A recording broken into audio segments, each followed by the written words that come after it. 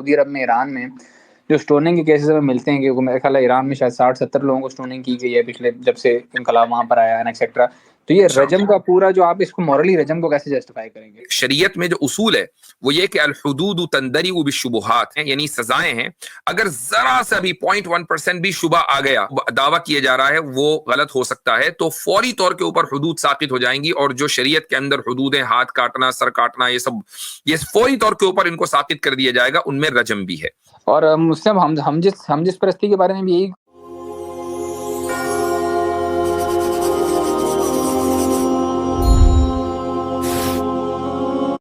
دیکھو چلو ٹھیک ہے، اوکے. اچھا جی، احمد حبیب صاحب. السلام علیکم مفتی صاحب، کیا حال ہے؟ وہ میں کسی اور چینل ٹیم پہ چلا گیا تھا، وہ آپ نے ہاں وہ اصل میں غلطی ہمارے سے ہوئی، ہم نے کہیں اور بھیج دیا آپ کو. اچھا میرے ساتھ جو ہے وہ عامر اکبر صاحب بھی ہیں بیک سٹیج پر. مجھے تھوڑا سا وقت دیجیے گا، 5-10 منٹ میں عامر اکبر صاحب آپ کو لے رہا ہوں. جی اچھا مفتی صاحب، سوال میرا ایک ہی سوال تھا. آواز ٹھیک آ رہی ہے آپ کو؟ جی ہاں بالکل پرفیکٹ. آواز آپ سے ملاقات ہوئی نا لندن میں؟ جی لندن میں ملے تھے نا. بالکل ہاں بالکل. تو سوال ایک ہی ہے، میں اس کو 3-4 ٹکڑوں میں، اس کے 3-4 حصے ہیں، میں ایک ہی دفعہ لیکن سارا دہرا دیتا ہوں. اس کے اوپر جو شرعی سزائیں ہیں، جیسے رجم کی سزا ہے، اس کے اوپر آپ کو پتہ ہے مولدین اور جو لبرل طبقہ ہے وہ کافی اعتراض کرتا ہے رجم کے اوپر. ٹھیک ہے، تو رجم کی جہاں تک سزا کے تعلق ہے، جو مجھے پتہ ہے، فیم رانگ آپ کریکٹ کر دینا مجھے، کہ وہ تو ظاہر سی بات ہے، وہی سزا کہ میرڈ بندہ اگر زنا کرے گا اور اس میں پھر 4 آئی وٹنسز ہوں گے اور اس کو بیسک مطلب ہے کہ زنا کرتے ہوئے دیکھیں گے ایگزیکٹلی، تو اس کے بعد پھر وہ سزا عائد ہوگی. ٹھیک ہے، لیکن ظاہر سی بات ہے کہ اس کے اوپر یہ کہا جاتا ہے کہ یہ سزائیں اس لیے ہیں کہ تاکہ اسلامک اسٹیٹ کے اندر ٹیرر رہے، مطلب ہے کہ ڈیٹرنس رہے، کیونکہ 4 لوگوں، کوئی بندہ اتنا اسٹوپڈ تو نہیں ہے کہ وہ مطلب میرڈ بندہ ہے کہ وہ زنا کرے اور 4 لوگ اس کو اس حالت میں باقاعدہ دیکھیں. ٹھیک ہے، تو وہ اس لیے ہے کہ جی کہ تاکہ لوگوں کو یہ ہو کہ یہ کام نہ کریں، کیونکہ سزا لگ بھی سکتی ہے. ٹھیک ہے، اب اس کے اندر جو لوگ کہتے ہیں کہ جس کی فائدہ یہ ہے کہ ڈیٹرنس ہوگی، کسی ایک کو لگے گی تو 1000 لوگوں کی اصلاح ہو جائے گی etcetera. I get that point, لیکن جو میرا اس کے اندر سوال تھا وہ یہ ہے کہ اب رجم ہے، اور اسی طریقے سے آپ دوسرا چیز جیسے ہم جنس پرستی کی سزا بھی آئی تھنک فقہا کے نزدیک شاید اسٹوننگ ٹو ڈیتھ ہی ہے.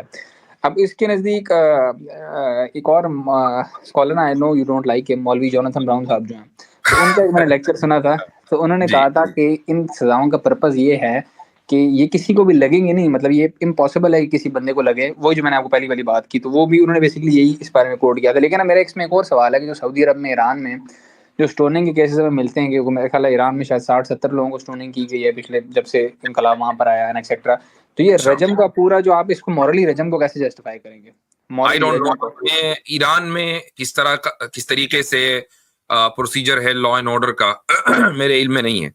اور اسی طریقے سے یہ بھی ممکن ہے کہ چونکہ ایران میں فقہ جعفری ہے، تو ان کے ہاں کیا اس کا اصول ہے یہ بھی میرے علم میں نہیں ہے. میں صرف اتنا کہہ سکتا ہوں کہ رسول اکرم صلی اللہ علیہ وسلم کے زمانے میں ہمیں رجم کے 2 کیس ملتے ہیں. جو پہلا کیس ہے وہ معاذ اسلمی رضی اللہ عنہ کا ہے، اور وہ یہ ہے کہ انہوں نے آ کر خود اقرار کیا اور 4 مرتبہ اقرار کیا. تو ایسی صورت میں کہ اگر زنا مرد اور عورت کے درمیان بند کمرے میں ہوا ہو اور دونوں شادی شدہ ہوں یا ایک شادی شدہ ہو، اور وہ آ کر 4 مرتبہ اقرار کرے، تو یہ 4 گواہوں کے برابر مانا جاتا ہے. تو معاذ اسلمی کے اوپر رضی اللہ عنہ پر یہ سزا جاری ہوئی. اس کے بعد کہ جن خاتون کے ساتھ زنا ہوا تھا وہ بھی شادی شدہ تھیں، تو وہ آئیں رسول اکرم صلی اللہ علیہ وسلم کے پاس، جبکہ معاذ اسلمی کے اوپر سزا نافذ ہو چکی تھی، وہ انجام دیکھ چکی تھی، لیکن وہ چاہتی تھی کہ اللہ تعالیٰ ان کو اس دنیا میں پاک کر دے. تو وہ آئیں اور انہوں نے یہ بھی کہا کہ میں پریگننٹ ہوں. تو آپ صلی اللہ علیہ وسلم نے ان کو اتنا وقت دیا کہ پریگننسی ان کی یعنی بچہ ہو جائے، اور اس کے بعد 2 سال کا بچہ ہو جائے، یعنی دودھ پینا چھوڑ دے اور روٹی کھانے لگے. تو وہ 2-2.5 اب آپ امیجن کریں کہ تقریباً 2.5-3 سال کے بعد وہ بچے کو لے کر آپ صلی اللہ علیہ وسلم کے پاس آئیں کہ اب یہ بچہ روٹی بھی کھانے لگ گیا ہے، اب مجھے آپ میرے اوپر سزا نافذ کریں. اس عرصے میں وہ کہیں بھی جانا چاہتی تھی، جا سکتی تھی، ایسا نہیں کہ ان کو جیل میں رکھا گیا، اور ان کے اوپر بھی سزا نافذ ہوئی. تو یہ 2 مثالیں جو ہیں وہ دور رسالت کی ملتی ہیں ہمیں. باقی ایران میں کیا ہوا اس سے میرا سوال یہ تھا کہ آپ اس پوری سزا کا نا فلسفہ ایکسپلین کر دیں، کیونکہ مولدین کہتے ہیں کہ بڑی بروٹل سزا ہے، انہیومین سزا ہے. سزا کا فلسفہ ایکسپلین کر دیں سارا ایک دفعہ. دیکھیں سمپل سی بات ہے، ایک بات یہ جو میں نے پہلے کہی ہے بات، اور اسی طریقے سے جن مولوی صاحب کا آپ نے حوالہ دیا ہے، اس بات میں کم از کم ہم دونوں متفق ہیں کہ ان سزاؤں کا جو مقصد ہے وہ جرائم کا خاتمہ ہے، لوگوں کو ٹارچر کرنا نہیں ہے. کہ ایک آدمی کو اگر سزا ہو تو پھر لاکھوں لوگوں کے اوپر فرق پڑتا ہے. اور یہی وجہ ہے کہ شریعت میں جو اصول ہے وہ یہ کہ الحدود تندرع بالشبہات، کہ جو حدود ہیں یعنی سزائیں ہیں، اگر ذرا سا بھی 0.1% بھی شبہ آ گیا کہ یعنی جو دعویٰ کیا جا رہا ہے وہ غلط ہو سکتا ہے، تو فوری طور کے اوپر حدود ساقط ہو جائیں گی. اور جو شریعت کے اندر حدود ہیں، ہاتھ کاٹنا، سر کاٹنا، یہ فوری طور کے اوپر ان کو ساقط کر دیا جائے گا. ان میں رجم بھی ہے. تو سزاؤں کا فلسفہ تو یہی ہے کہ جرائم کو روکنا، اور دنیا کی ہر ملک میں سزا کا فلسفہ یہی ہے. لیکن جن لوگوں کی طرف سے یہ اعتراض ہوتا ہے کہ بھئی یہ بہت کرول ہے، تو میں ان سے یہ سوال کرتا ہوں کہ آپ کے ملکوں میں چھوٹی چھوٹی معاملات پر جو سزائیں دی جاتی ہیں وہ کئی سو سال کی دی جاتی ہیں، کئی سو سال کی. مثلا آپ امریکہ، برطانیہ وغیرہ میں جہاں جو مغربی ممالک ہیں ان میں آپ ٹیکس کے لاء اٹھا کر دیکھ لیں کہ ایک آدمی نے اگر فیڈرل ٹیکس چوری کیا، چوری کرنے کا کیا مطلب ہے کہ اس نے ٹیکس فائل نہیں کیا، اس نے ٹیکس نہیں دیا، یہ تو مطلب ہے ٹیکس چوری کرنے کا. تو بھائی ٹیکس نہیں دیا اس نے، اور اس طرح کئی سال کا مسئلہ چلا اور فیڈرل گورنمنٹ نے اس کو پکڑ لیا، تو چلو بھائی 40 سال کے لیے آپ اندر. تو یہ کرولٹی نہیں ہے کہ ایک آدمی جو خود وہ پیسہ کما رہا ہے، محض اس نے ایک نیشنل جو رسپانسبلٹی تھی وہ رسپانسبلٹی پوری نہ کی، اس کی وجہ سے اس کو آپ 40-50 سال تک کے جیل کی کوٹری میں ڈال دیں اور اس کی زندگی کو ختم کر دیں؟ تو کیا یہ کرولٹی نہیں ہے؟ کرولٹی کا مطلب صرف یہ کیوں سمجھا جاتا ہے کہ جسمانی طور کے اوپر ہارم پہنچا دیا جائے؟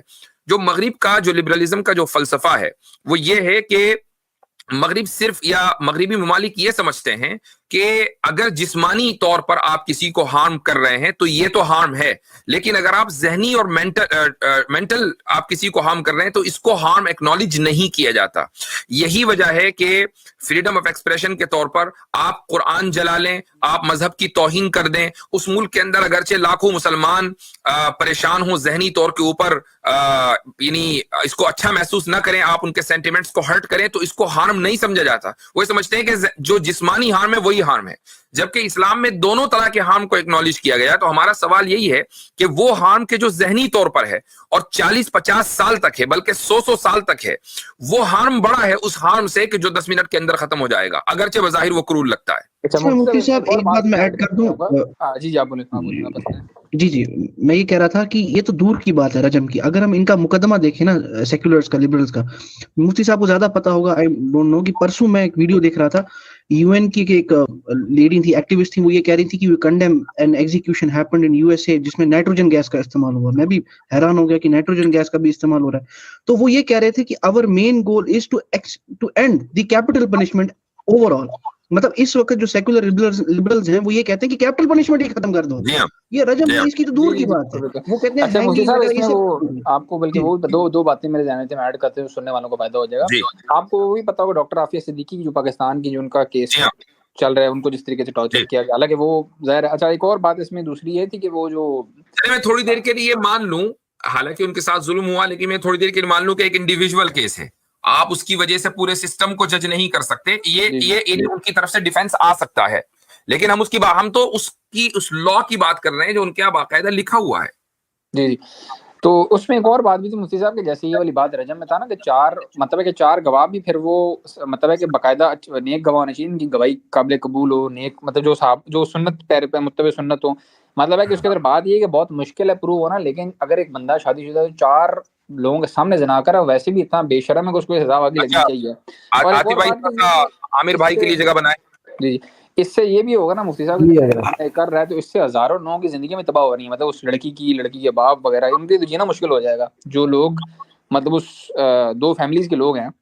جی مطلب ٹیکنیکلی ایسے ریپ کے لیے بھی کہتے ہیں نا کہ ریپ کے لیے ٹراما ہے، ٹراما کے اگینسٹ ہم کہتے ہیں کہ یار اس کو ایگزیکیوشن بنتی ہے دوسرے کو بننا، کیونکہ اس کا مطلب جو اس نے اسی طریقے سے اس کے اندر بھی ہزاروں لوگوں کی زندگی اس بندے نے تباہ کر دی ہے، جو میرڈ بندہ یہ کام کر رہا ہے. یہ بھی ہے، بالکل یہ بات بھی صحیح ہے کہ ظاہر ہے کہ اس نے اپنی زندگی، اپنی فیملی کی زندگی، دوسرے کی فیملی کی زندگی، بہت ساری زندگیوں کے اوپر وہ اثر انداز ہوا. اور پھر سب سے بڑی بات یہ ہے کہ زنا جو ہے وہ فساد فی الارض کے تحت آتا ہے، کہ اس نے زمین، اللہ کی زمین میں اس نے کرپشن پھیلایا، یہ اس لیے اس کی سزا بڑی سخت ہے. اچھا مفتی صاحب ایک بات یہیں پہ، جیسے غامدی صاحب اور یہ علماء کہتے ہیں یہ حرابہ کے تحت سزائیں دی ہیں، حضور نے جو سزائیں دی ہیں، اس سے آپ ایگری کرتے ہیں؟ اس کے حرابہ کے قانون کے مطلب وہ کہتے ہیں کہ رجم کی اٹسیلف سزا اسٹوننگ ٹو ڈیتھ نہیں ہے، وہ حرابہ کے تھرو دی گئی ہیں، جو سورہ مائدہ کی جو آیت نہیں جس میں وہ پورا پروسیجر بتایا گیا ہے، کروسیفائی کر دو، یہ کرو وہ کرو، تو وہ کہتے ہیں کہ رجم کی سزا itself stoning to death نہیں ہے، وہ عادی مجرم تھے جن کو ہرابہ کے تحت سزا دی گئی تھی.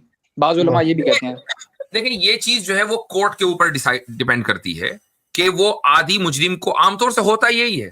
آپ اگر مثلا اسلامی قانون کی تاریخ اٹھائیں کہ خلافت عباسیہ یا خلافت بنو امیہ کی، کتنے لوگوں کے اوپر قصاص اور کتنے لوگوں کے اوپر رجم کا فیصلہ ہوا ہوگا؟ چند بھی نہیں ہوں گے.